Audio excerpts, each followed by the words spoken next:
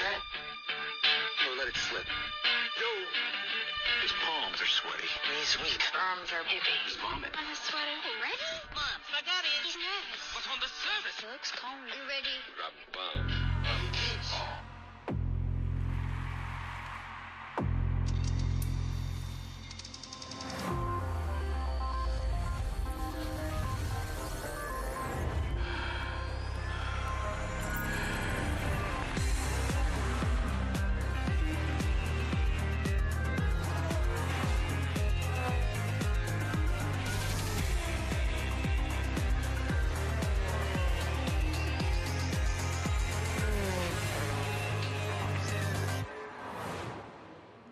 Welcome back to beautiful Sao Paulo as we get ready for qualifying for round 5 of the FIA World Endurance Championship, leading into Sunday's 6-hour race, the Rolex 6 Hours of Sao Paulo. We're at the circuit at Interlagos, and the fervent Paulista fans have been down in the pit lane today, meeting their drivers, getting lots of autographs and lots of photos. Now waiting to see the cars heading out on track. And as has become the custom for the last few years, we have separated our LMGT3 cars and the hypercar field. LMGT3 will go out first, they will qualify, and then the fastest will go through into Hyperpole. Ben Keating, whose 33 Corvette ended up on top of the timesheet at the end of FP3, hoping to make it through into Hyperpole for the first time this season.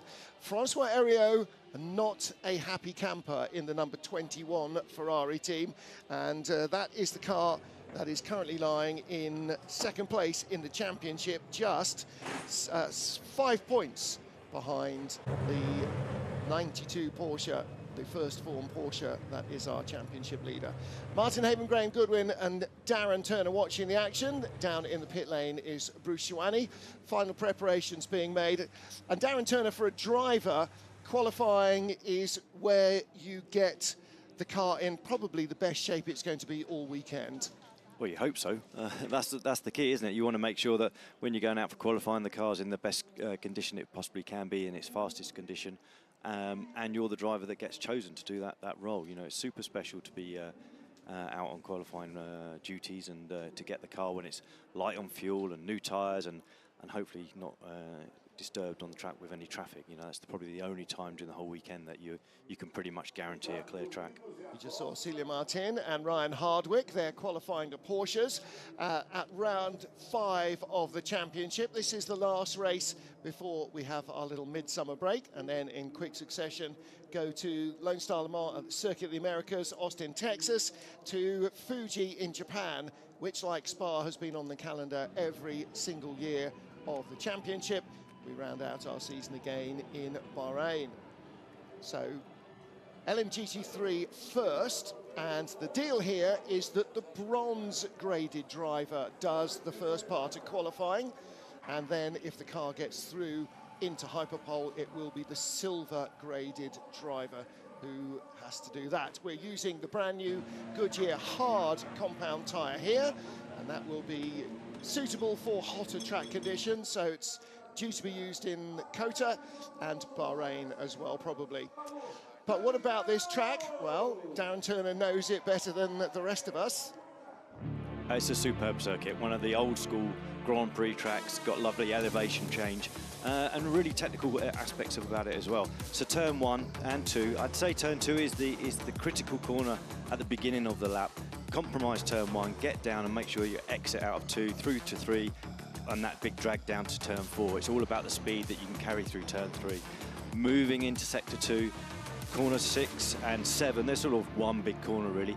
For me, this is the pinch point between the GT cars and the hypercars. It's really difficult through here because the difference in speed between those cars is quite large, so you're going to see some traffic management going on there. Final sector, and it's turn 12.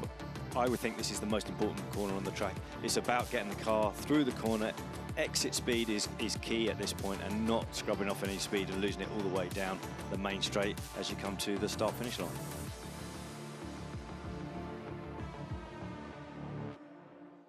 funny, isn't it, that as fans we focus on the high-speed climb back up to the finish line, the overtaking opportunity at the centre S's, whereas in fact the key corners, particularly in qualifying for the lap time, are as so often the slowest ones.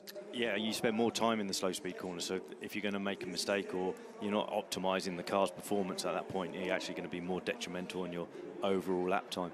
But this track's got a bit of everything, hasn't it? It's got a few medium speed corners, a couple of high speed, but even so, the high speed are more the type that you're sort of just travelling through, like the 13s and 14s. So, yeah, going back to that turn 12, it's all about your lap time is going to be created about how quickly you can get up the hill. And that's sometimes, you know, that moment in qualifying, you approach turn 12 and just set yourself up so you get the slingshot up the hill, minimise any traction issues up there, and just try and take as much speed as you possibly can onto the start-finish straight. So again, all the bronze graded drivers will be in the car, and most of them are likely to start the race as well. You tend to get your bronze driver in first, try and get all of his driving time done in one stint, or in one session at least, without having to interrupt it. And Graham Goodwin, these Goodyear Eagles, the hard compound, and a change of surface after resurfacing here, leaves all the teams kind of feeling their way around. If the surface changed but the tyre didn't, that would be one thing. If the tyre changed but the surface didn't, that would be another.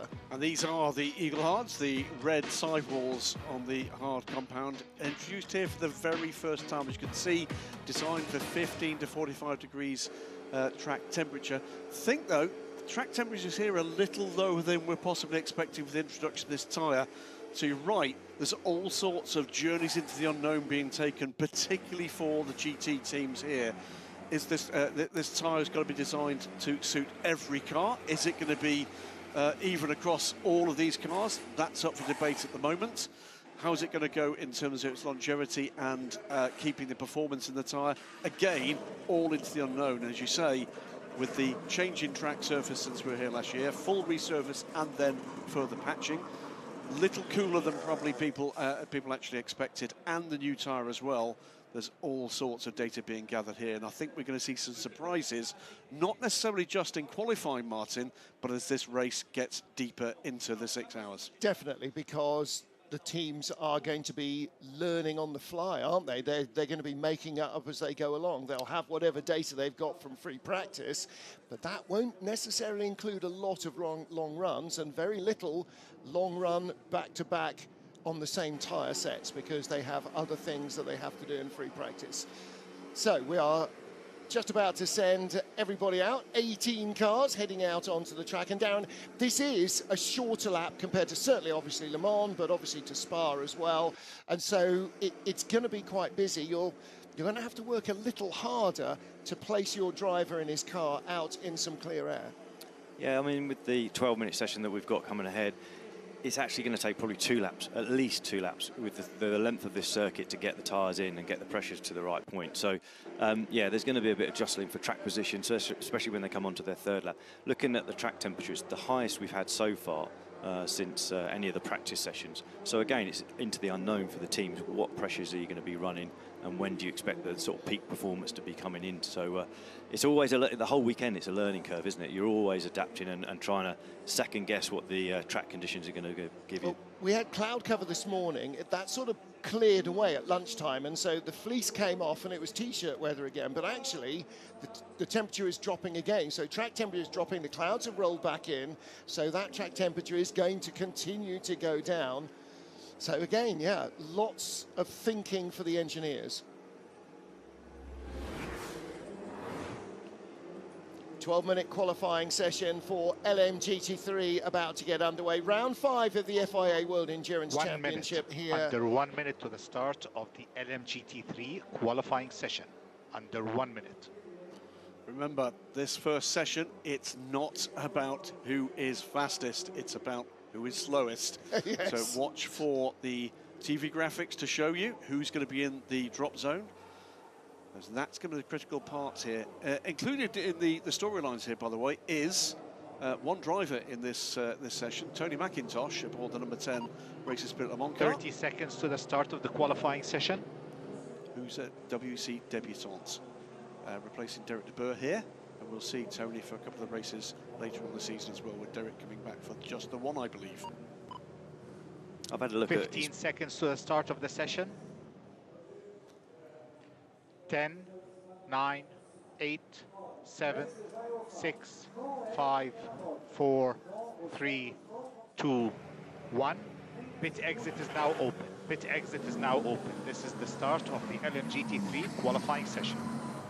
I had a look at, sorry, I interrupted it earlier, but I had a look at the session earlier with Tony's times, and it looks like he's adapted really well. First time here at the circuit. Obviously, a little bit of experience with the Aston Martin, but he's definitely getting up to speed. So hopefully this session for him, it just gives him a bit more time on track and maybe, you know, surprise us and be in the top 10. I think I'm right. He worked with the team at the Road to Le Mans this year, so he had some time out on the full Le Mans circuit this year, and he's certainly quite experienced GT racer. Good to see him in the WEC.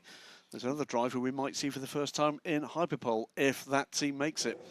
Now, you haven't got a chance to watch the entire Le Mans before tomorrow's race gets underway, but you can certainly go and look at some highlights. The full Le Mans race replay is available, though. Le Mans now has its own separate YouTube channel, 24 Heures du Mans, 24 Heures du Mans in French.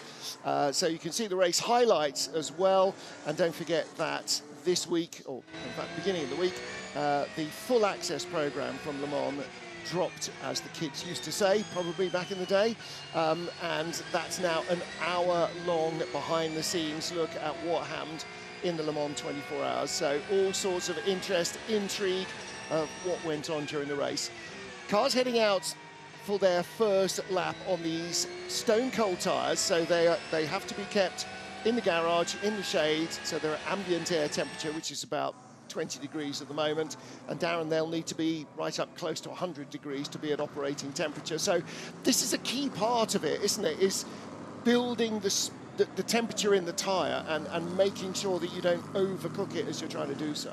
It's a completely different process. If you look at all the practice sessions, when they go out, they attack straight away because of the fact that that's what you will have to do in the race to get the energy into the tyre, and you can't afford to just gently bring up the tyre. In qualifying, you're trying to look after the tyre as much as possible, so it's at its optimal when you start your first full push lap. So you can see they're gradually bringing the tyre temperatures and pressures up just to make sure that they don't damage the tyre before they really require it to put the lap time down. So it's a completely different, like this is the only time they sort of really take their time to look after their tyre. All sorts of variables. The driver, of course, Yasser Shaheen, it will be in the number 31 Ben Team WRT car. And that, you'll have noticed, is no longer the orange, white and black it has been all season. They've got a full Brazilian livery on it. They've got a 2/3 Brazilian driver team. Yeah, so we wait and see whether or not Yasser can get the car into Hyperpole. If he can, then Pedro Ibrahim will be a debutant in qualifying this season. But it's fair to say that WRT BMWs did not have the best of pace in the FP3 session this morning. I think if they get either car into Hyperpole, they will be as surprised as delighted, because it did not seem that they had the pace at all. This car did, though. The Iron Dames should be on the money. They could well be in Hyperpole. And Celia Martin is doing their first run here. Celia adapting really well to being effectively the new bronze bullet in the gun for the Iron Dames. Pace is absolutely there. Needs to work really hard and being as error-free as she possibly can. Had a couple of very good races in the European Le Mans Series. And Keating, though, is going to be one to watch here. Can he put the 33 car into Hyperpole? I think you said, Martin, earlier, for the first time this season. Yep. That's remarkable. Yeah, their qualifying has been 13th, 16th, 19th and 22nd or something like that this season. Qatar was their best qualifying, and they did not make it through into Hyperpole there either. There's So little the Iron mistakes Dames like there that of Ben on the way out of turn 2. That's not going to help this lap at the moment. So. This is the new look to how you can judge who's doing what. Remember, in this session, it's below the red line that matters. Yeah. That's the way to go before we need to start getting shrill about it yet, but that's the task. Cars above the red line into Hyperpole, cars below, well, not. The turquoise car of Ryan Hardwick, currently second fastest after that first lap. And these are the championship leaders. They were our winners in Imola. They were our winners in Le Mans as well. So with a slender advantage in the championship over the 21 Ferrari. And you can see both Ferraris not yet to complete a really quick lap outside the drop zone. So too is the 33 Corvette of Ben Keating. But again, 10 seconds off the pace means simply that he hasn't put in a fast flying lap. Now we're beginning to see significant time improvements to the top Martin Berry and then to Tom van Rompuy. But the 33 Corvette below the drop zone here, both the McLarens just above, together with the 10 Aston. 81 Corvette to the top. Darren Leung going to the top as well in the 95 McLaren. Keating goes to the top. Yeah. Every car that's coming across the line now is coming across the line quicker and quicker. And the question is, does anybody have anything more once they've done a lap? Are we going to see them able to slow down, try and find a little bit of life in the tyre for another charge? I think here there's definitely going to be more opportunity to have like 2 or 3 laps on the tyre before you've gone past the peak. So I don't think it'd be like now we're seeing lap 3. I think it's going to be lap 4 or 5, especially for the bronze drivers. They just take a little bit more to get into maximising what they can get out of the tyre. There are 2 iron links around the AMG Mercedes. One is black with yellow highlights. The other one is yellow with black highlights. You're looking at the black car of Martin Berry, the Aussie.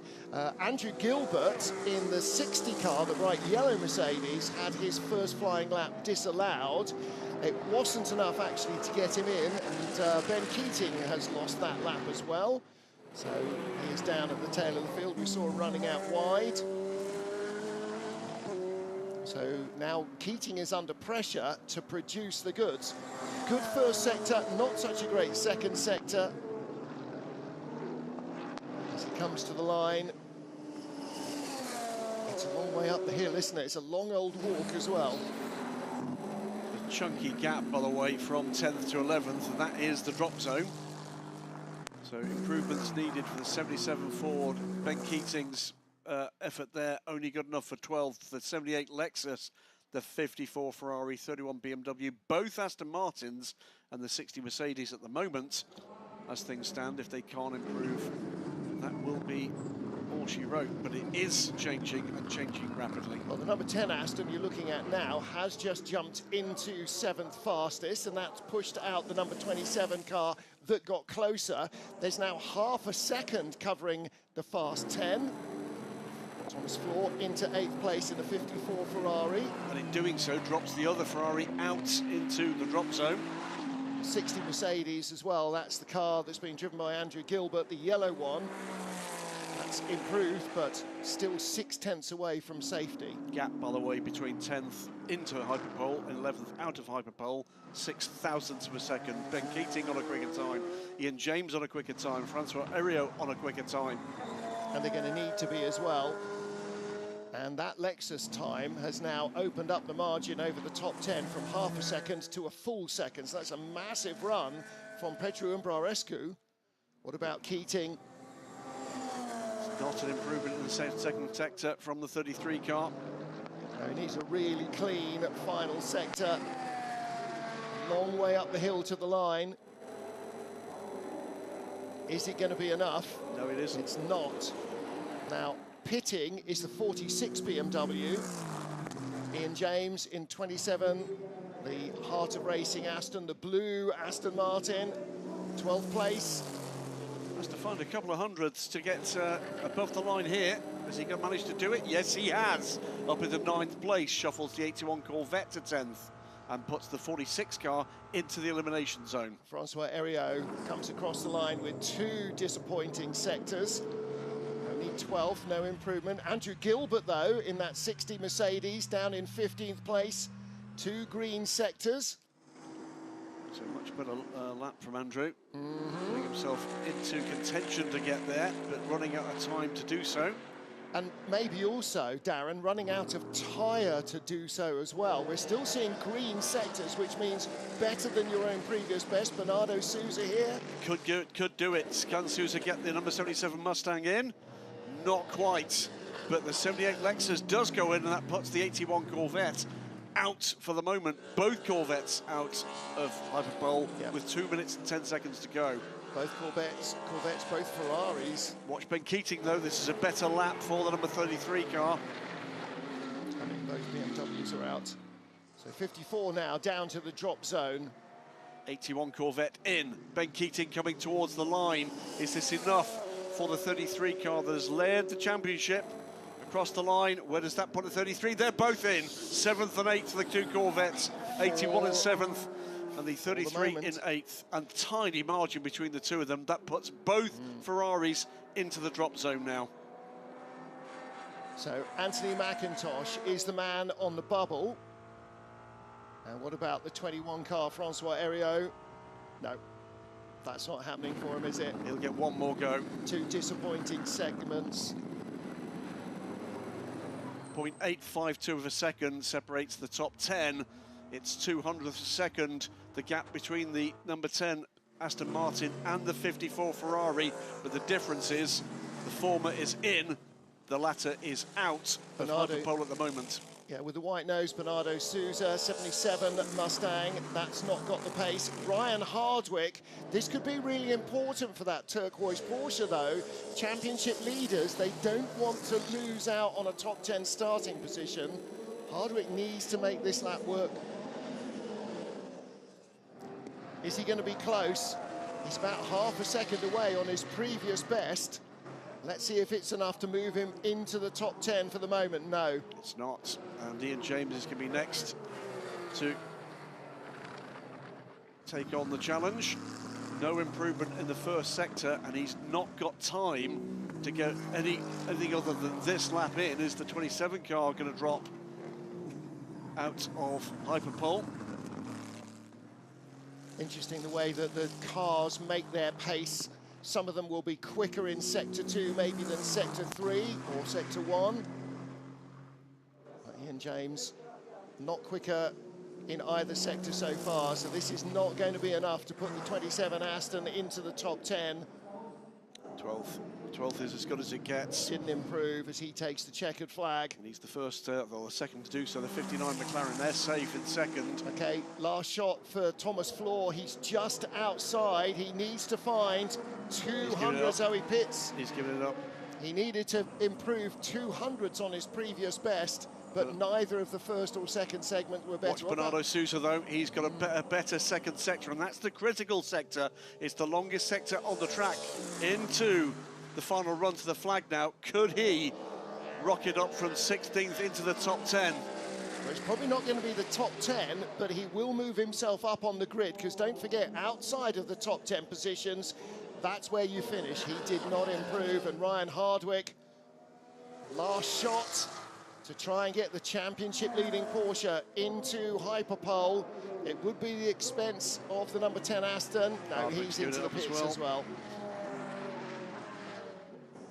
So had he already passed the checkered flag? No, he hadn't. With all of the cars from 11th down to 18th having either passed the checkered flag or pitted, we can now tell you the 10 cars that will be going into Hyperpole. 87 Lexus does so with the fastest time of the session. Well, actually, what we can't tell you is where they're going to end up. What we can tell you is the grid positions from 11th down to 18th, because those are what is currently set. So going through into Hyperpole, now the bronze driver steps out and the silver graded driver gets in to do the Hyperpole run. When we're in Hypercar, there's no such restrictions. You can throw whoever you want in it. You don't have to use 2 drivers. You can use 2 drivers, it doesn't matter. But here, there are regulations on what grade of driver. There's Francois Heriot, and the body language, I think, tells you everything you need to know. He has not looked an entirely happy camper this weekend. The Ferrari struggling for pace, and they're struggling to make this new tyre work as well. Neither Ferrari made the cut, neither did either of the BMWs, and on top of that, the 27 Aston Martin, the 92 Porsche are championship leaders, 77 Ford and the 60 Mercedes AMG didn't make it either. But Thomas Fleur, he is disappointed as well. So top two in the LMGT3 Championship are going to be starting in 13th and 15th. The 92 Manthey Porsche leads. The 21 Vista AF Corsa Ferrari is in second. Third in the standings, still in 8th place after that run from Ben Keating, is the number 33 Corvette. Yeah. Then 27, 4th place in the points, also starting as the top 10. So this is a golden opportunity now for the 33 Corvette crew to creep a little bit closer. Now, this is qualifying. It's not what they're going to end up with points for in the race, but it does give them a shot of starting at least ahead. Should say, by the way, congratulations to Tony McIntosh, makes Hyperpole on his first attempt in the FI World Endurance Championship. 46 car, though, the sister car does not. And Andrew Gilbert under investigation for speeding in the pit lane. Well, there's your fastest driver in that session, Petru Rescue, in the 87 Lexus. Both Lexus made it through. So too did both McLarens and both Corvettes, and it's one apiece from the Ford Mustang, the Mercedes AMG, the Porsche, and the Aston Martin, and they are the 11th to 18th, as Martin Haven quite rightly says, grid slots, as well as the positions that did not make it into Hyperpole today. Yep. So the number 60 Mercedes, if Andrew Gilbert has sped in the pit lane, that will lose its qualifying times and it will drop one spot back. So Ryan Hardwick, all right, well, the job is done for the moment. We'll catch up with our championship leader, and now it's about the hard slog of the race for that crew. I am with Ryan Hardwick, driver of the 92 Porsche, leader of the championship, winner of Le Mans. Well, this qualifying was not so good. Can you explain why? You said it yourself, those two reasons. Because we're championship leaders and also winners of the last race at Le Mans, we're carrying quite a lot of success ballast. It's part of this championship. It's part of the reward you get for winning races and being up front, but we're just really heavy, and here at Interlagos, it really hurts with our car, the lap time. We lose a lot of time coming out of the final corner and going up the hill, but it's all okay. I really want to congratulate, my sister car, the Iron Dames, their first time in Hyperpole. They don't have any of the success ballast, so they're really showing the true speed of the Porsche. So our team, we're going to take what we have. It looks like our other championship contenders are also a bit in the back, so it's just part of, being successful in this championship. I saw you pointing the Ferraris that were not as well in the top 10. Yeah, I mean, they're also carrying a lot of weight too, so it's the same for them, So, I guess it's one thing that makes this championship special. I currently wish, like we didn't have to have this success ballast, but hey, I love this circuit. I love coming here to Brazil. It's my second time coming here. I love the track. I love the fans. I mean, I couldn't be happier, It's tough not being in Hyperpole. I think it's one of our first ones not making it, but hey, it's a long race. A lot can happen in these races. We're still very confident for a good result, but yeah, just happy to be here. Thank you very much and good luck. Yeah, thank you. Well, Martin, I can tell you the two things that, whilst Ryan absolutely wanted to be in Hyperpole, the two things he's pleased he's already got, though, are the points lead and a Le Mans win. Yep. Those are two mighty fine offsets to carrying that success ballast. And as he quite rightly says, it's part of the championship. This is part of the way in which everything is balanced out, and what the regulations giveth. At some point, the regulations will taketh away. Front of the queue for the Hyperpole is the 85 Iron Dames car. Another first in Hyperpole for the season. That's a remarkable stat, isn't it, really? Yep.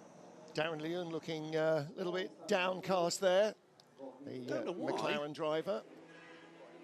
Done very well in that first session.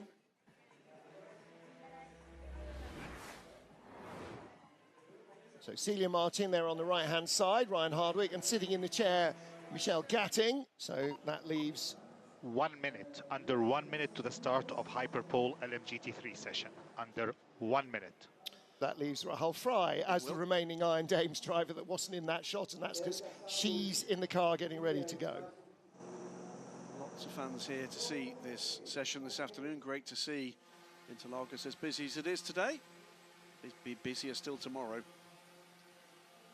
It's a great track, isn't it? It's got lots of undulation, lots of challenging corners, but there's history seeping out of every 30 pore. seconds to the start of the Hyperpole LMGT3 qualifying session. I always think it's a little bit like Monza. It's got years and years of history. 15 seconds to the start of the Hyperpole LMGT3 qualifying session. 10, 9, 8, 7, 6, 5, 4, 3, 2, 1. Pit exit is open. Pit exit is open. This is the Hyperpole LMGT3 qualifying session. So this is the session that decides the top 10 spots on the grid. Two bright yellow Corvettes head out. You can see the black number 60 for 61 Mercedes waiting to go. 95 McLaren heading down the pit exit lane as well. Darren, you've been part of full pro factory efforts for many years. You've also done a fair amount of Pro-Am. This changed this year to the Hyperpole contest, putting in the silver drivers, experienced drivers as well as some real young pros coming. Just ups the tempo for this session, ups the pressure level, but also gives the teams and the drivers an opportunity to show off that talent. Absolutely. I really like the format, you know, having the bronze driver ultimately having their moment in the light to sort of do their performance in qualifying, and then your up and coming next generation silver drivers coming along and also having that. The pro drivers, they make their money come race day, you know, that's their time to shine. But it's really nice, this format, that gives them, both the bronze and the silver, an opportunity to have a moment with the car when it's at its absolute peak. What we're looking at with the sort of lap times from the first session was most were hitting the target on lap 4 or 5, and third lap was probably a build-up lap. I can imagine that the silver drivers are going to be pushing a little bit harder, so we could see the lap times coming on lap 3 and 4 rather than 4 and 5. So we might see the peak then going after lap 5 itself. So it'd be interesting to see what the prep's like and the outlap and the sort of lap times that they're sort of achieving on the first 2 outlaps, and if they're a bit quicker. Rahul Fry is going to be crossing the line first to start the first flying lap, Martin. Yeah, and you just saw James Costigan and Daniel Young looking fairly happy in the garage. This, of course, was the scene of the first World Championship Sports Car Racing podium for McLaren. At last year's race, they finished in 3rd place, and they locked out the front row in Qatar as well to start the season. Could they get themselves on top of the pile? It didn't look like they were quite that quick. The other thing that's a little bit of a surprise is that in free practice, both Lexus cars looked very quick. One lap pace maybe not quite their forte though. Well, it's a bit of wait and see. Remember, this is now Hyperpole. No longer are we transfixed by who's 10th and 11th. It's all about the #1 spot.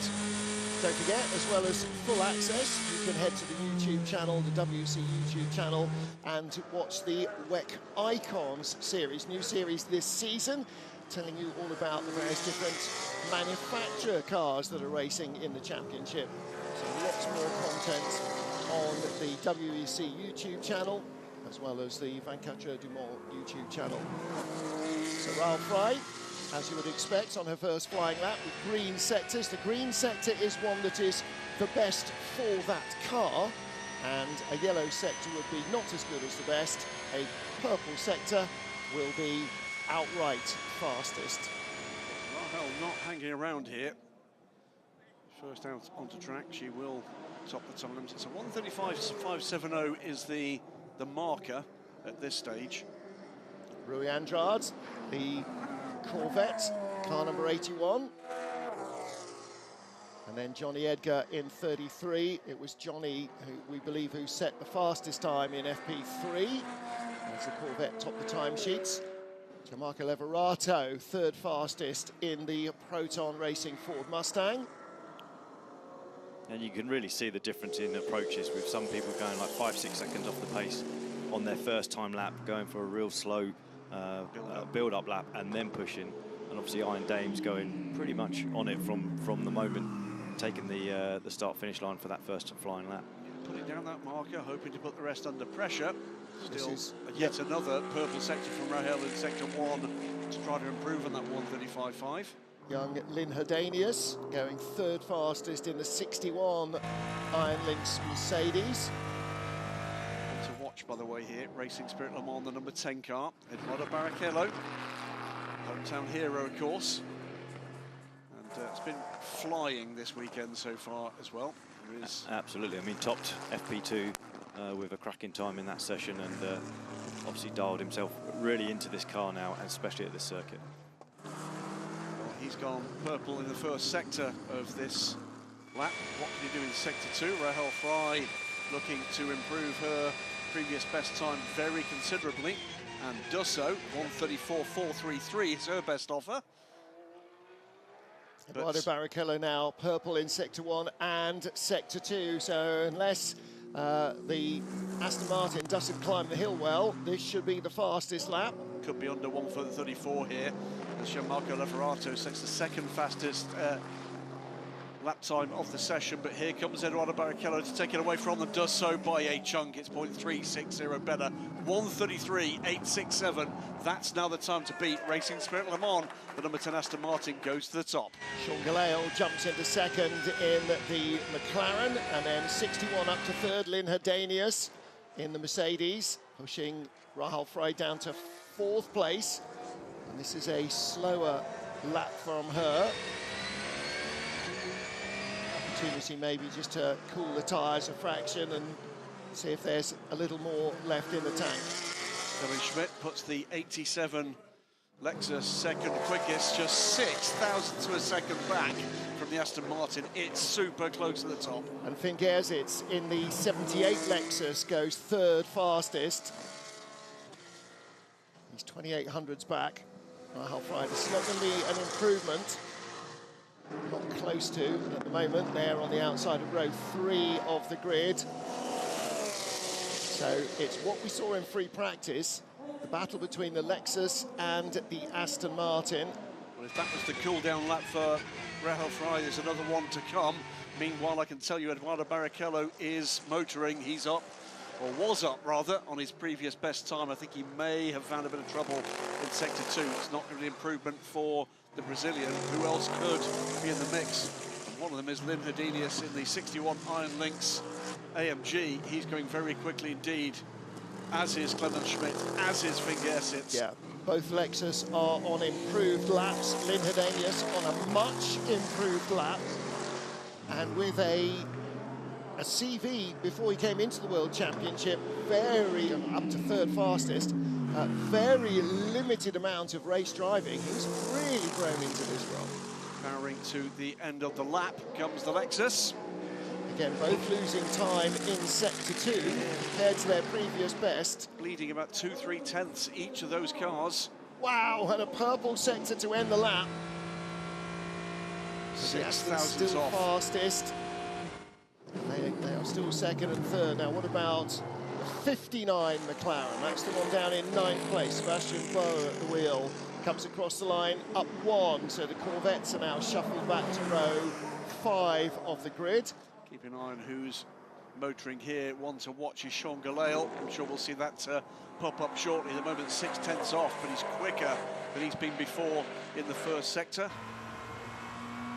Yeah, currently on target to go fastest, but loses 3 tenths in sector 2. There's time still to be found here, but they are beginning to struggle in that second sector, Darren. All seem to be bleeding several tenths there. Yeah, it's the hardest part of the tyre, isn't it? That is where all the work's going on with the middle sector, and I mean, this might be good in the last sector because he's got a toe, but it's not on his way at that. Stays fifth. 3.5 tenths off.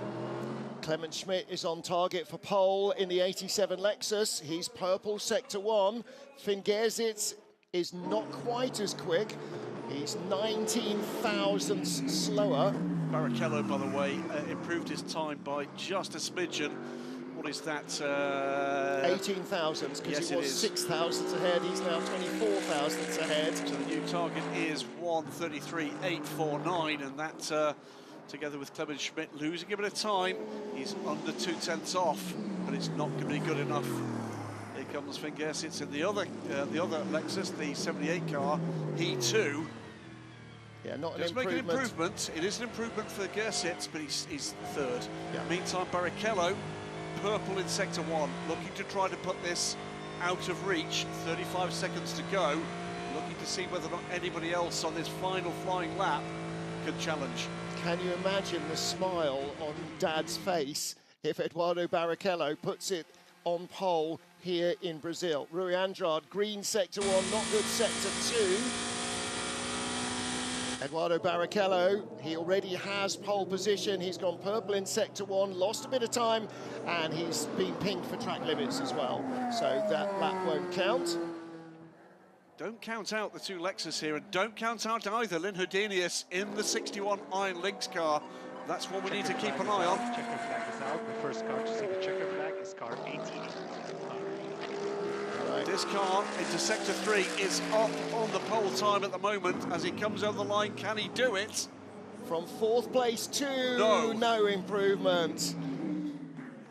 So it was a slightly better lap, but it was not higher up the order. But that is the best Mercedes qualifying of the season. Lynn Herdenius in that session, Martin Berry in the earlier session. In fact, that equals their best grid spot. They did have 4th place at Le Mans in qualifying. But Eduardo Barrichello it is that is going to be. He takes the checkered flag. Pole position here at Interlagos, the one home driver in that session. And Aston Martin, Racing Sprint Le Mans, Eduardo Barrichello and Tony McIntosh claim it, but the pole claimed by young second generation race, and that'll be very popular with the crowd here in Interlagos. Yeah, there's going to be a very happy Rubens, isn't there? He's just so thrilled that his son has managed to make it up into World Championship racing, and a first pole position for him, for the team, and it's here in Brazil. Darren Turner, people often say, well, British drivers, of course, you must know Silverstone Grand Prix circuit intimately. You don't often race on the Grand Prix circuit, and it's the same for the Brazilians here. You know, Interlagos does not get used every week by national racing. Yeah, I mean, that little bit of local knowledge, it does go a long way. My benefit at Silverstone was I used to work there at the racing school, so spent a lot of time going around Silverstone circuit, and yeah, it did help on a few occasions having that bit of local knowledge. But you're right, a lot of the Grand Prix tracks are not used regularly by national racing, so you can come from the country, but maybe only ever had raced on that circuit once or twice in your whole career. So a superb effort there from Barrichello to put the car on pole, and yeah, great. That's obviously from my side. It's a pole position for Aston at Le Mans, and now they followed it on here in Brazil. So fantastic from that side. Yeah, 6.5 tenths, just over 6.5 tenths separated the top 9 in that session. So super close. 24 thousandths of a second separated Eduardo Barrichello from Clement Schmidt for pole position. The really interesting bit, and I didn't make sense to me at the beginning, was when the tyres were coming in, and it could be because it's on the Goodyear hard. It's coming later and later and later. It's not, they're not being able to turn it on as early as they possibly could with the medium. So to see purple sectors still on lap 6, it means that the tyre is definitely lasting a little bit longer. And interesting also, the first 4 cars on outright pace are front-engined, and maybe that helped them get heat into the tyre early enough in its life cycle. Eduardo Barrichello takes pole position for Racing Spirit of Le Mans in the number 10 Aston Martin. Right, we're going to get down to the Lexus team with Bruce Schwani and hear from Michael Krum, another racing legend. Well, actually, there's a very well-known face here in the paddock at Lexus. It's Michael Krum. Michael, who's a racing legend in Europe, in Japan, so much experience. And you're actually giving advice to the team here, and you're as an advisor. It's a very good result. P2, P3, not pole position, but a great success. Yeah, we are very happy. We had a little bit problems yesterday with the pace, but very excited. I mean, I'm happy for Barrichello, to his hometown to be on pole. Congratulations to them, fantastic. But we're going to take them on in the race. We believe we have a good race pace. And starting from second and third, it's really a dream. So it's perfect. Looking forward to the race. Yes. Good luck for tomorrow. Thank you so much, and super happy to see you here. Thank you very much, you too. Yeah, it's Michael Crum, what a legend. Proper Japanese racing legend, isn't he? There you go, there's the classification. Yeah, so Aston Martin, Racing Spirit Le Mans on pole position with the Lexus in eye the mirror, undoubtedly heading down into turn one. And the 61 Mercedes, they equal their best qualifying result of the season. McLaren on row 3 of the grid, 95 ahead of 59. Then the Iron Dames on row 4 with the 88 Mustang alongside. And it's an all Corvette row 5 of the grid, 33 just outpacing the 81 machine. Johnny Edgar and Rui Andrade doing the qualifying runs there. So there is your pole man. That's not a bad place to take pole in your first season in a World Championship at home in Brazil.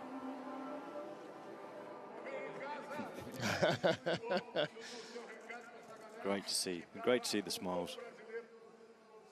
Well, his dad could never deny that he was responsible for that smile, could he? That's the Rubens smile. So I'm not actually sure if Rubens is here today, but I'm sure there'll be no keeping him away tomorrow. Yeah, proud moment for that young man. No doubt at all about it, and for the Barrichello family.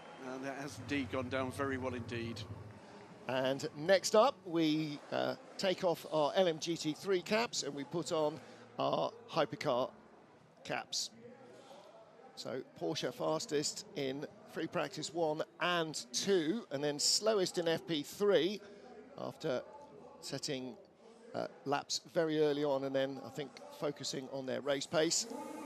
Aston Martin's Valkyrie in the top 5 in free practice 2. Both cars were in the top 10, so they could be in the mix for another shot at Hyperpole. Again, a lot of unknowns here with, what, 3.5 minutes from the start of this session. And just to throw it back 12 months, it was a front row lockout for Toyota in Hypercar here last year. That would be a big surprise if that were to happen again. Yeah, 2024 Hyperpole time, 1:23.140. Look for something around that time. I guess it walks through the shots, getting back to his team, but focus now shifts entirely to hypercars. 18 cars are going to go, remember, and again, remember this session, it's about the drop zone. It's about who's at the bottom, not who's at the top. 3 minutes until the session gets underway, and cars already heading out to the end of pit road. So Peugeot, after a troubled start to this season, what can they do? Very upbeat Loic Duval here this weekend. And this weekend we are using the medium and the hard tyre options from Michelin. Hopefully won't be using the wet, but of course both Michelin and Goodyear have brought wet weather tyres here.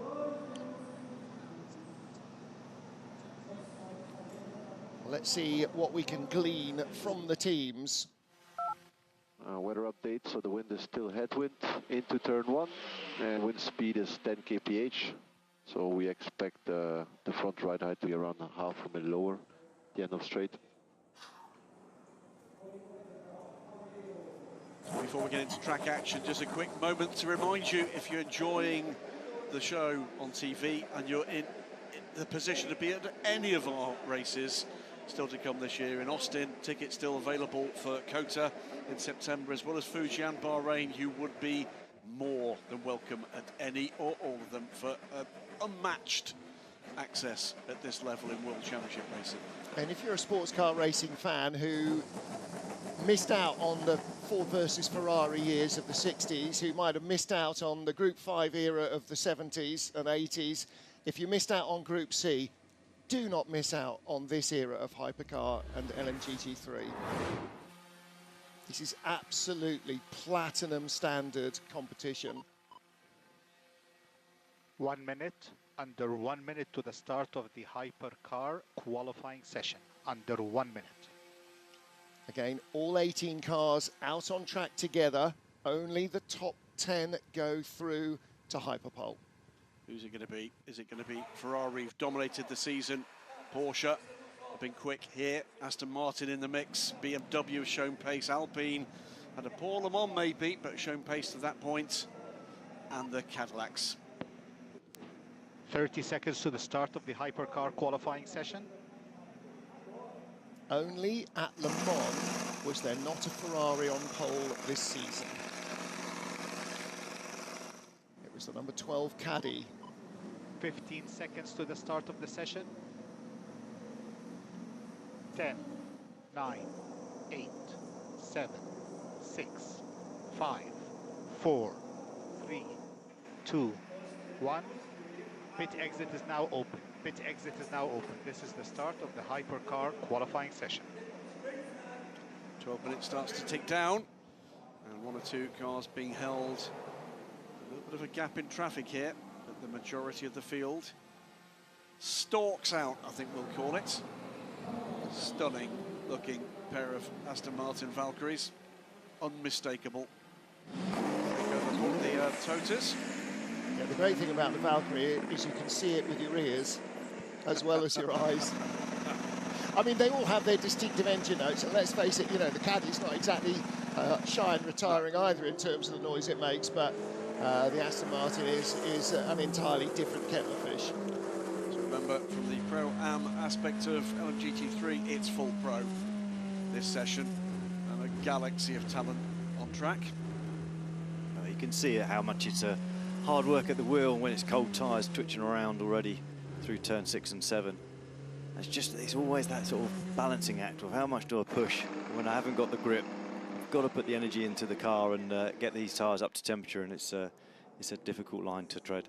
We talk to the drivers often about these cars, and the comparisons that are very often drawn with perhaps the more elder statesmen in this field are very often with GT1. Yeah, big aero, big monstrous power, and you can see that in the way that they have to hustle these cars. Yeah, but the simplicity of GT1 was easy back then. Very easy. You had a sequential gearbox. You just pulled the lever, and you just had a bit of heel and toe and stuff like that. There wasn't any of the electronics to deal with at all. So, yeah, the capacity that these drivers are all operating at now, with everything they have to manage inside the car, is truly amazing. 18 hypercars it is. 8 factory teams. 8 factory teams. It still beggars belief. And the 2 privately entered cars, the 83 car, our Le Mans winning car. 8 factory teams already, 8 manufacturers, and they are queuing up and trying to kick the door in to come join as well, aren't they? They are indeed. The first public sight of both the Genesis and the McLaren. Genesis coming in 26, McLaren 27, together with Ford. What an era. Yeah, absolutely. If you're any way interested in sports car racing, get yourself to a track. Whatever it takes. It's worth every moment, worth every penny. I was super surprised with that radio message just before it went green for this session about the 10k headwind and the difference of ½ a mil that it's going to make on the front ride height, and the drivers need to know that, you know, how critical that is going to be to their balance, and it just shows what sort of knife edge these cars are set up on. And the drivers are working on adjusting the car as well as they're there to try and make sure they get every iota of performance out of it. It's going to be a couple of laps before we really see a push. You see they're still weaving along the straight, trying to work heat into those front tyres.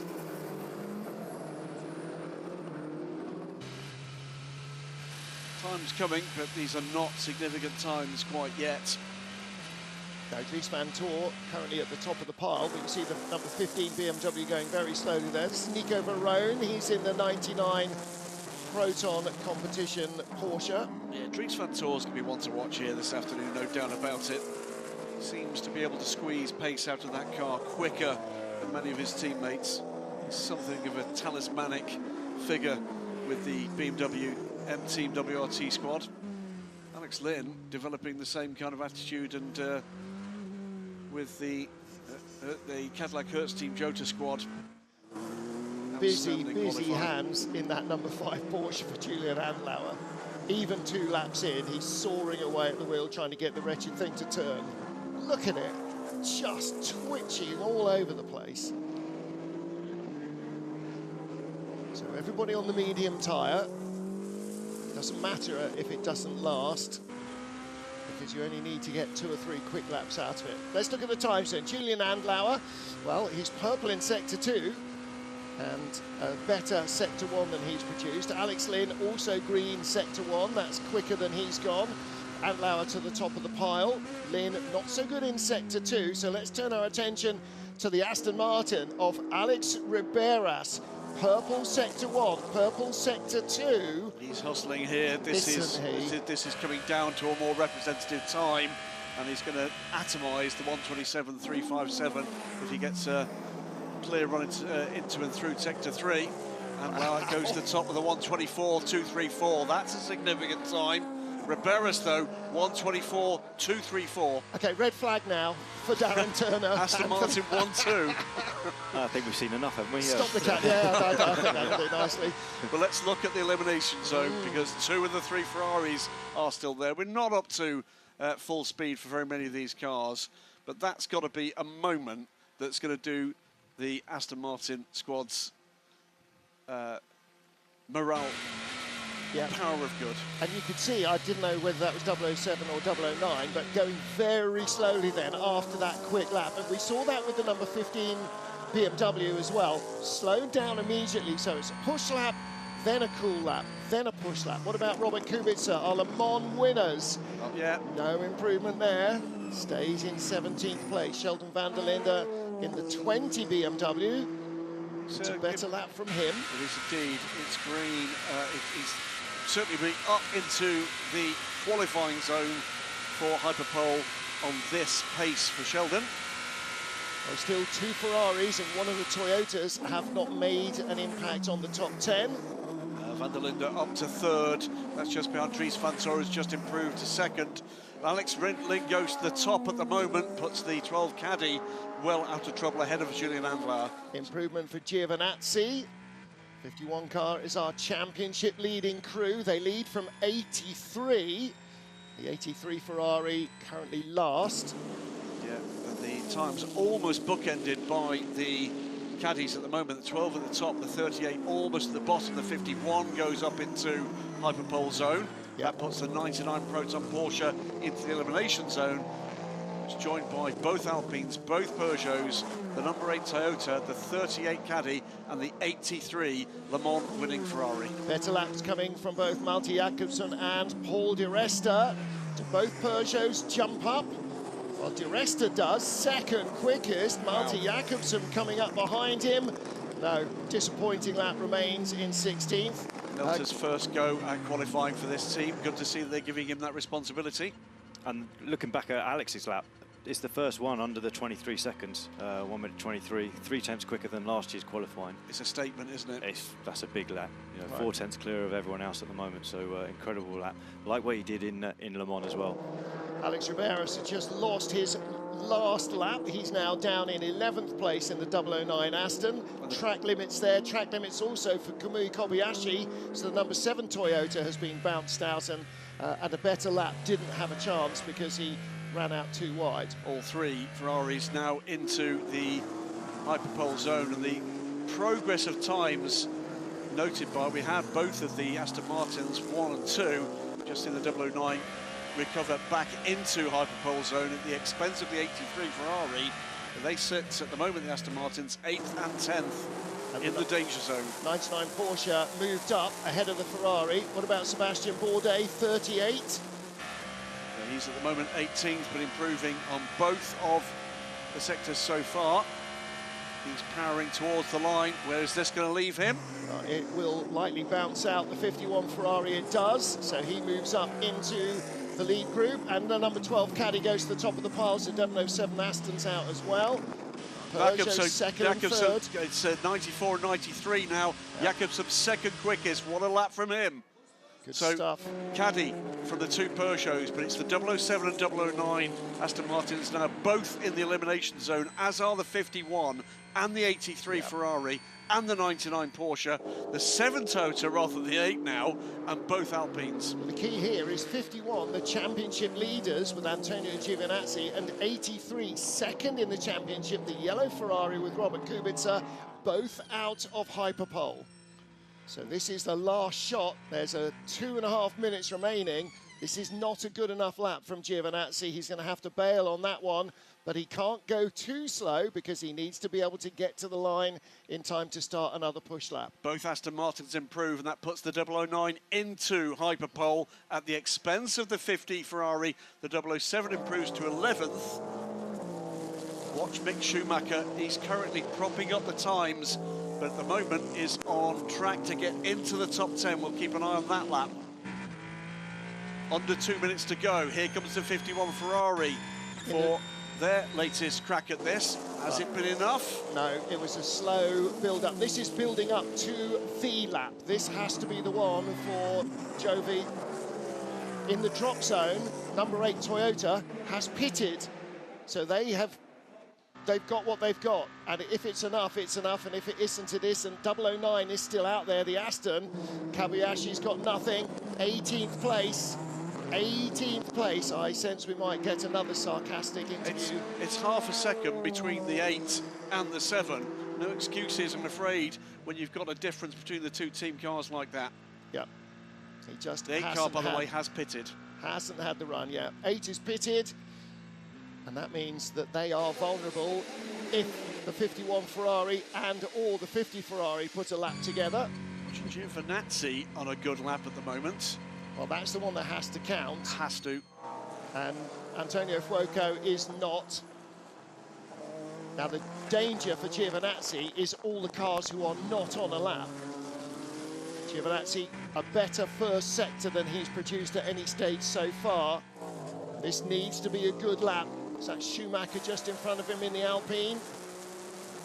Not great in sector 2. What about Kubica, the top 2 in the championship you're looking at on the bottom of the screen?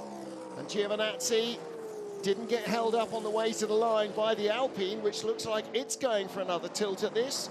Giovinazzi is not in. What about Kubica up on his time? 17th at the moment, but green in sector 1. Sector 2 is going to be the critical moment for the 83 car. At the moment, none of the Ferraris are in Hyperpole.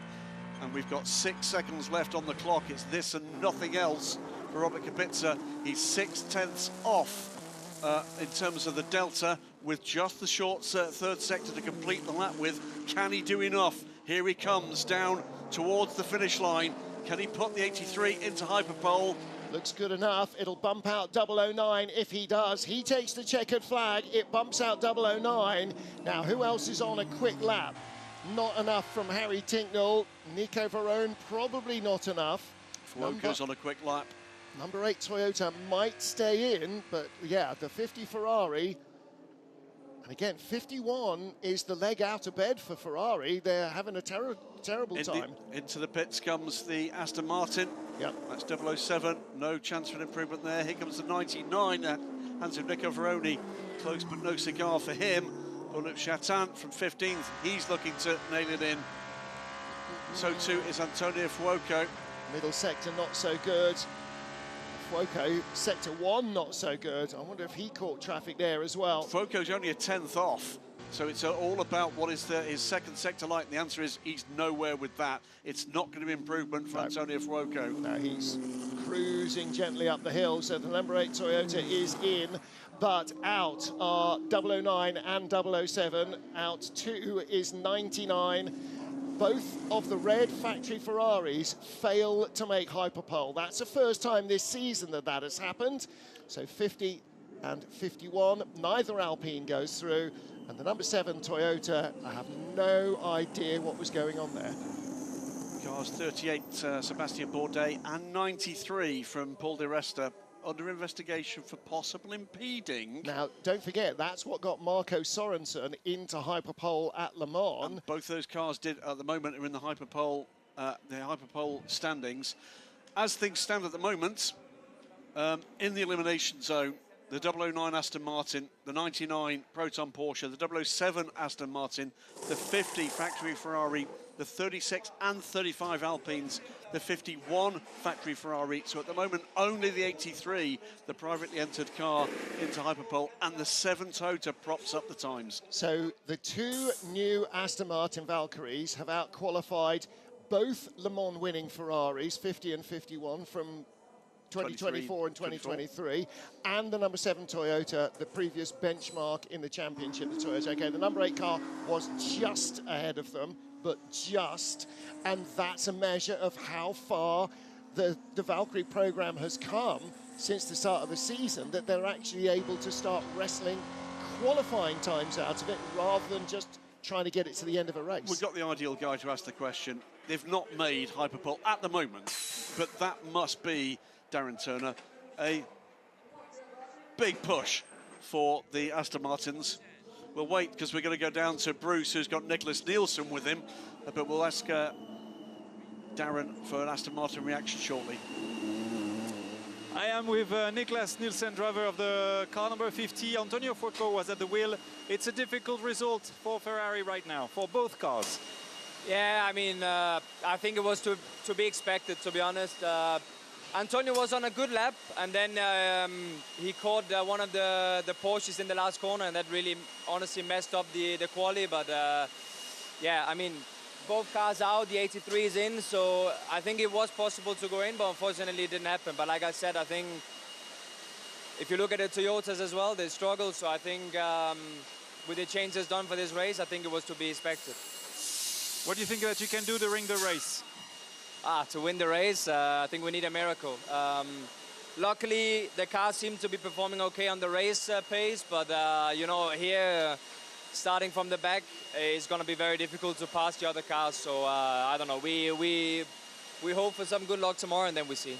Okay, thank you very much. Thank you. Now, that Porsche he's referring to might well have been the Proton car of Nico Varone, who is under investigation for possible impeding in turn 13, that long uphill corner. Just want to go back to that question. We'll see here some shots of the Ferrari. Darren, that's a big performance for the Aston Martins here. Oh, it's fantastic. You know, that the whole sort of development program pre-Le Mans, what they achieved at Le Mans, and then obviously now there's a small chance of making it into Hyperpole as well, depending on what happens with these investigations. But they're just closing in to the ultimate pace, and to be ahead of the 2 Works Ferraris is possibility fantastic. Both might get into Hyperpole. We've got 3 cars under investigation, 2 are in Hyperpole, and 1 is the car that separates the 2 Aston Martins. Let's hope the stewards... Well, we are hearing, by the way, Hyperpole may be delayed. Information as soon as possible. Because that will be because they'll want to sort that out. Now, in the stewards' room, of course, the driver advisor is entirely impartial. No, put aside that for a moment. Controversial. Just wanted to point out the gaps, and in particular the gap from 10th, who are currently in, that is the number 8 car from Ria Hirakawa. That's a 1:23.673, 0.844 of a second off of the top time in that session. The next 5 cars are less than a 1/10 of a second outside that. That's how tight that was. Yeah, and it's absolutely the races, you have to operate the car absolutely 100% for 100% of the time. This is not endurance in the old way where you have to take care of the car and get it through to the end. This is endurance in the modern way, is you've somehow got to survive as a driver running the car on its absolute limit at all times, and that means on your absolute limit as well. Now, as of now, if there are no changes, 11th and 13th on the grid for the Valkyries, both have qualified higher than any of the Valkyries have qualified. Previous to this, 15th at Le Mans was the best Valkyrie qualifying position. Don't look at me like that.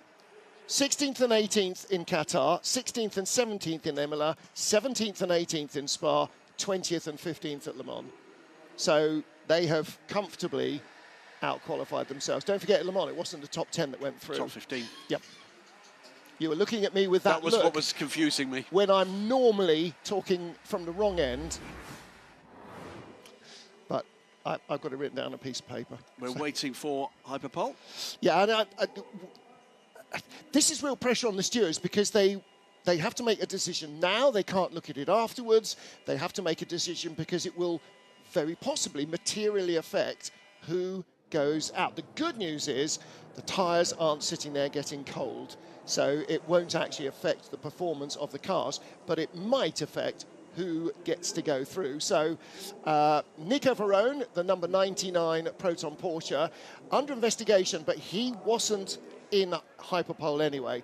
38 Sebastian Bourdais in the Cadillac and 93 Paul di Resta in the Peugeot. Both did make it through. So the Caddy is currently 8th and 94 is currently 3rd. So if they have a penalty, it's unlikely that the Peugeot would drop out. So just a couple of pointers while we wait for this information to come through. You said it yourself a little earlier, Darren. Mighty lap from Alex Lynn to put that just out of reach. Massively impressed, by the way, by the times, whatever happens for the two Peugeots, but in particularly for Milton Jakobsen, his first qualifying effort for the Peugeot team. They must be very pleased indeed with that. Under 4/10 off what was an exceptional effort from Alex Lynn. A superb effort. Did we even see that happening with the Peugeots? Did we think that was going to, they had that capability? I certainly, in the free practice, didn't think they were in the running for that sort of performance. So, yeah, incredible to see both those cars up there.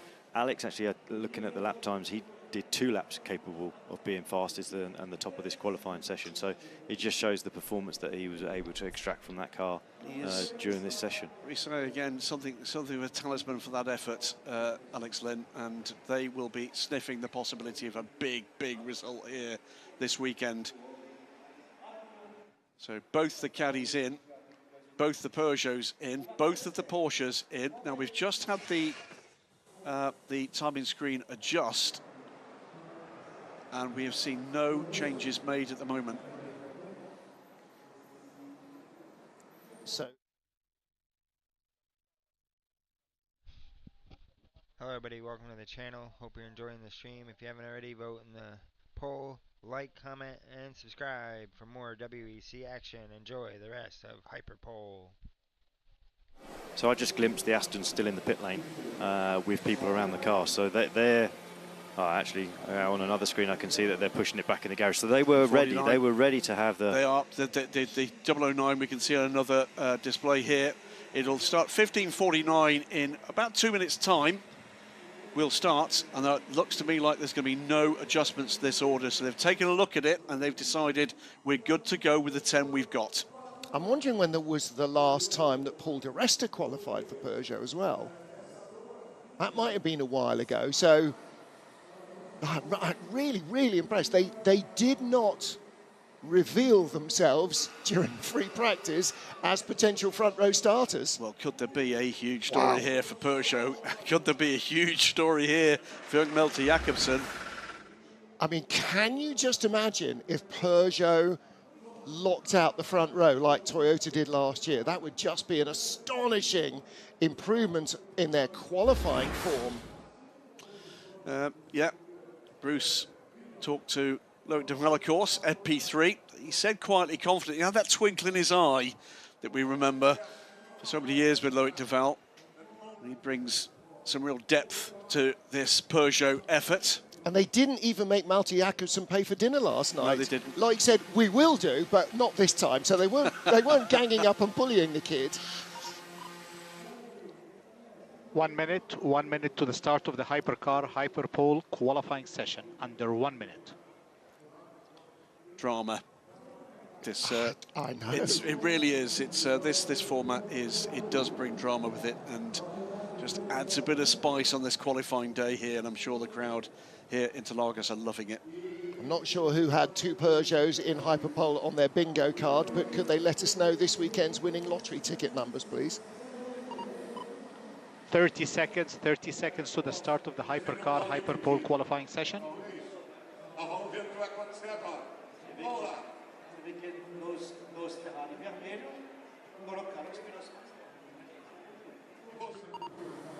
15 seconds to the start. 15 seconds to the start of the hypercar session. 10, 9, 8, 7, 6, 5, 4, 3, 2, 1.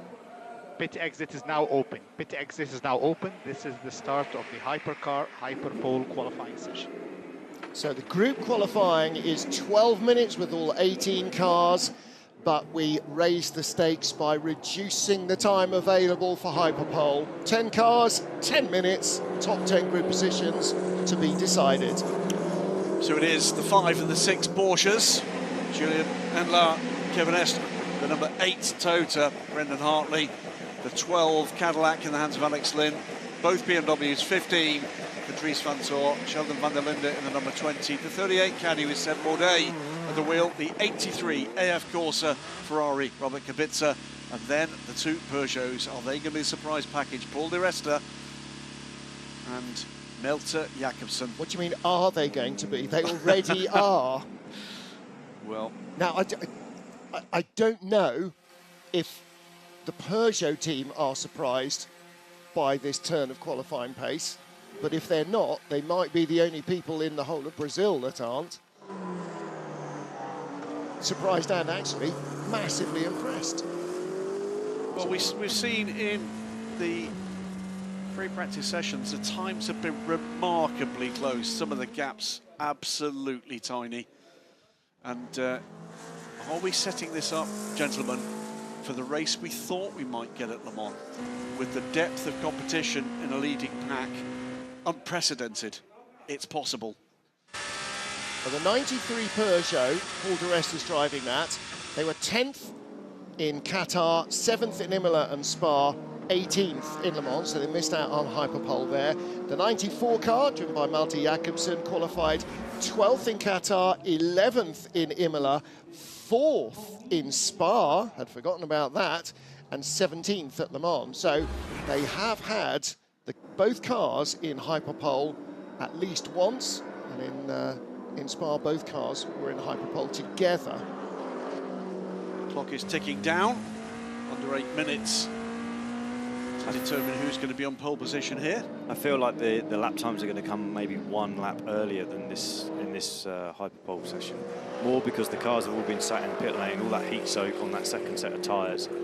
So it just helps bring that tyre in a bit earlier and gives the drivers a bit more of a chance to, with that 2 minutes lost from the session, you just want to get on it a bit quicker. So that heat soak at that moment will pay dividends. That was being explained to me actually in LMGT3 terms by Darren Leung. He was saying, do you remember in Brazil last year there was a big hold-up before GT3 Hyperpole, and he said we were much quicker than we had been in qualifying for exactly that reason. All the heat sink from the brakes and the engine and everything else helped to preheat the tyre a fraction and just gave them an extra lap before it gave up. It'll be interesting to see, by the way, with the shorter session, whether or not the time set by Alex Lynn can be matched and bettered in this session. It's not necessarily the case. We'll see a quicker time. Is this where Porsche now start to produce the pace that we saw in race form?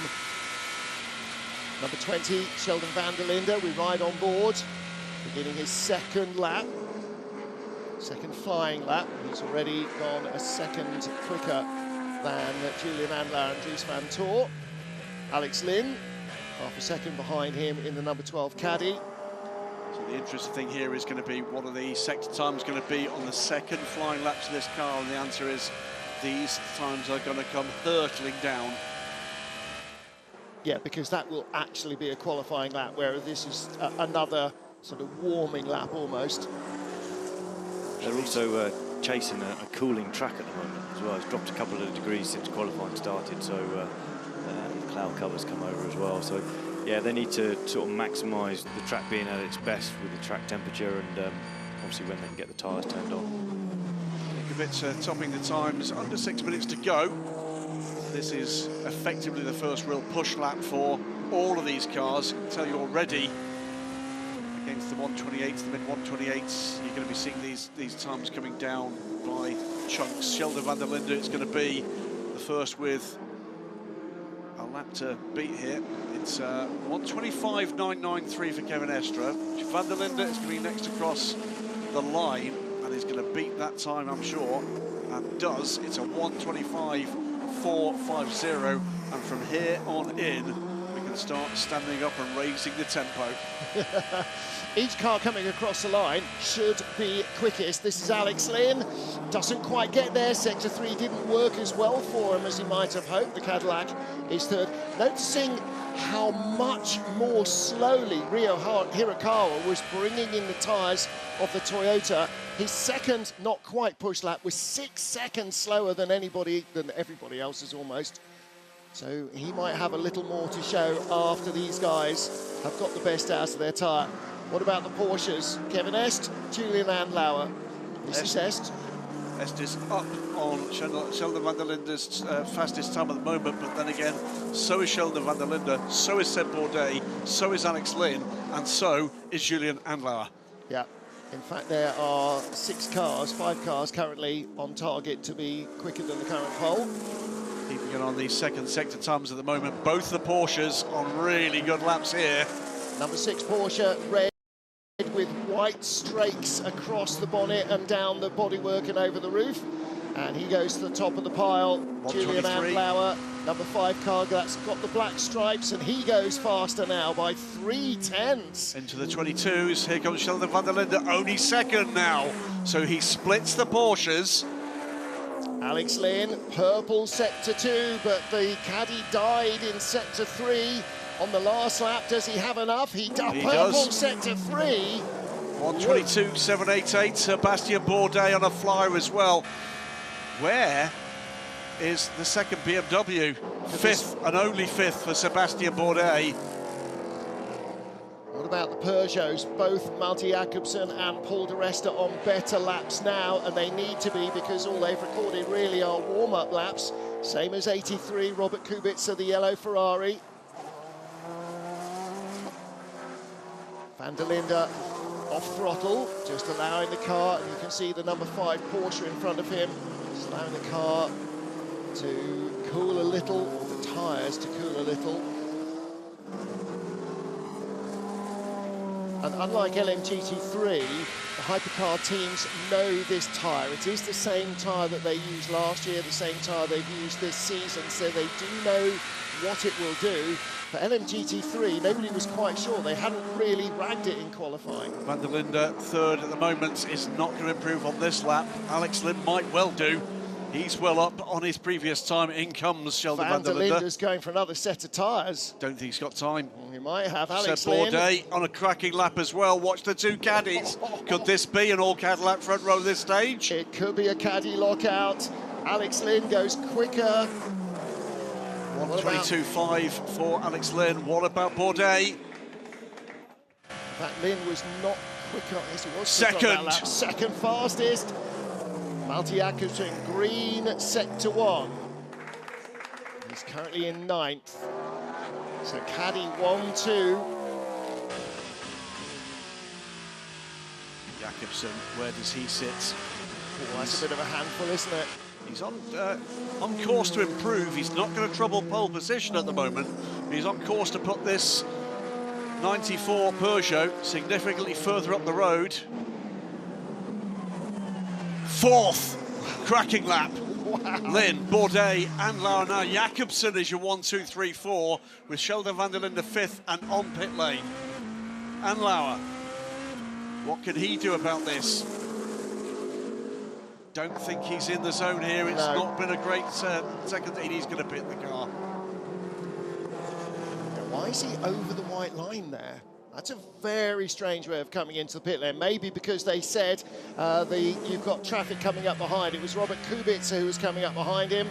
Not an improvement from Kubica either. That was a real slow lap from Kubica. I think this is a push lap for the final lap. Here comes Sebastian Bourdais. Who's he got to play with here? Don't think he's quite there on Alex Lynn's pace on this lap. Well, it's not as good as his previous either, is it? So that's not an improvement. What about Ryo Hirakawa? The Toyota has been silent so far. Well, it's quicker than he's been before in Sector 1, but it's not pole position pace in sector 1. Oh, and that's an awful sector 2 as well. Really falling out of bed here. 9th place, it might be enough to push him up to the top 6, but probably not beyond that. No, not even. What about Kevin Estre in the number 6 Porsche? It's all about the second sector time here for Kevin Estre. Green in sector 1, he's a 10th off the delta of the pole position time. Checker flag is out, it's this and nothing else. Yep. What can Estre do? He's not going to do it. It's going to be a Cadillac 1-2 here. The car was dancing away underneath him. Kubica's on a quick lap, but not going to trouble pole position. Estre's heading into the pit lane. Can Kubica get himself up into the top couple of rows? No, he can't. 9th on the grid. And Ryo Hirakawa will be on row 5 with him. Wow, Caddy 1-2. When have we seen that, Graham? Le Mans. Le Mans, we did. Yeah, Sorry, exactly. I was focusing on something else as you asked for the question. Well, two big positive stories here from qualifying. The first of them is it's a Cadillac 1-2, and again, Alex Lynn produces the result for Cadillac Hurst Team Jota. Cracking one as well for Seb Bourdais to complete the front row. But for me, Melter Jakobsen, 4th in the number 94 Peugeot. That is some result. And I suspect this will not be the last time he's on qualifying duty for Peugeot. No, I 100% agree with that. And if it is, then they need to sit down with themselves and have a bit of a word. So there are your 2 pole sitting cars. Eduardo Barrichello and Alex Lynn have claimed pole in LMGT3 and in Hypercar. Yeah, Alex making sure the hair's as it should be. Still attached. There he is, 2nd pole position in a row this season for Alex Lynn. Now he wants to convert that into a better race result, wants that so badly for himself and for this team. Yeah, they want to ignite their season in the second half of the year. That's a good way to start.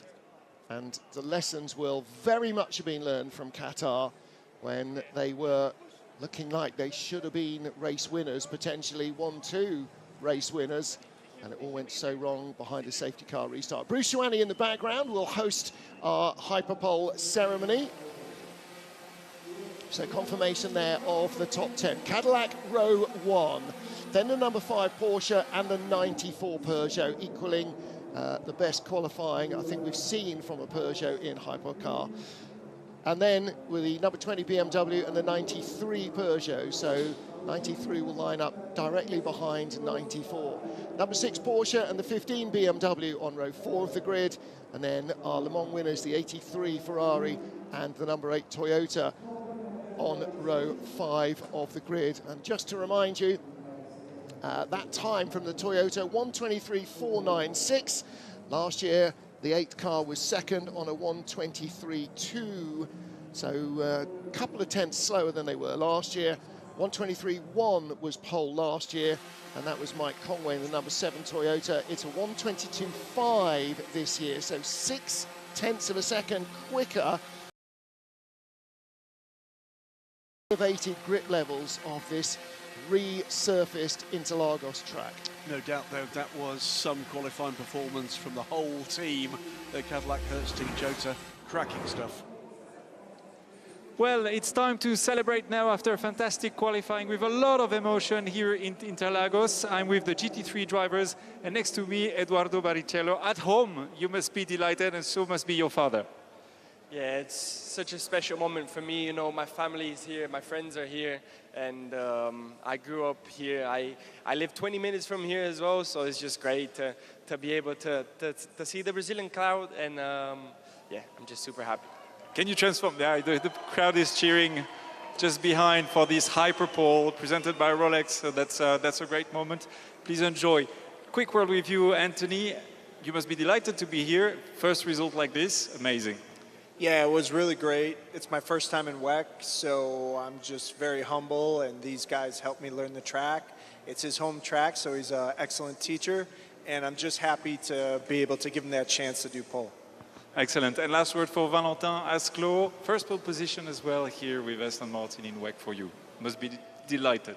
Yes, full credit to my teammates today, and we could not have dreamed for a better place to do it than here, and I'm so proud of Dudu today, much deserved, and thank you Anthony for giving us the chance to be in Hyperpole as well. And you have to carry that on tomorrow. It's time to celebrate. You're going to be receiving the medals from Jean-Baptiste Casta here from Rolex, a nice Rolex medal. Eduardo Baricello, that must be extremely proud, and I know his father isn't right here, he's not around, but I'm sure we'll see him smiling tomorrow. And time to make sure you won't forget that moment, so it's time for a picture right now with a little bit of music.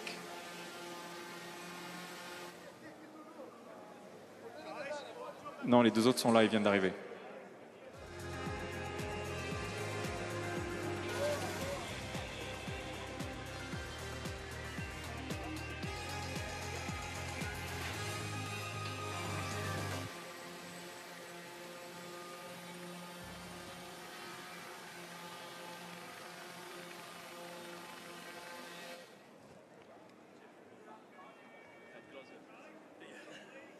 And it's now. Excellent. And Alex Lynn was here alone.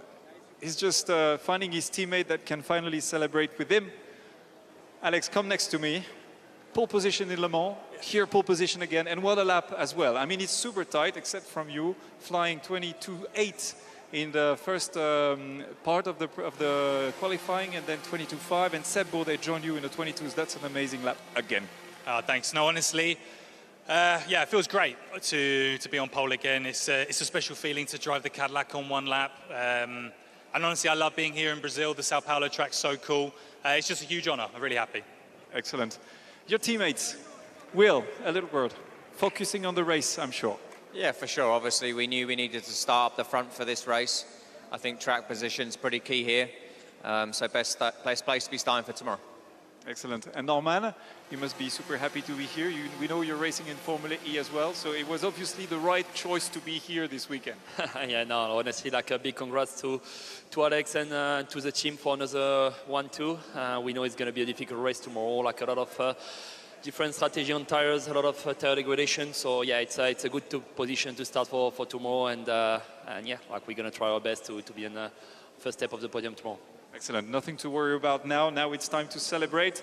So invite again Jean-Baptiste Casta to give you those beautiful Rolex Hyperpole medals.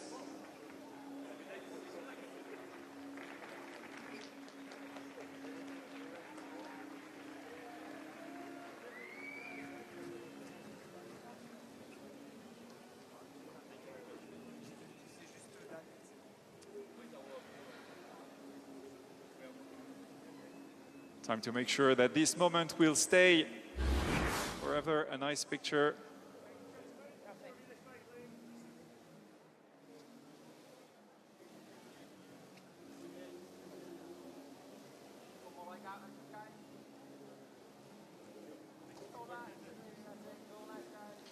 And well, we're going to finish up today like this.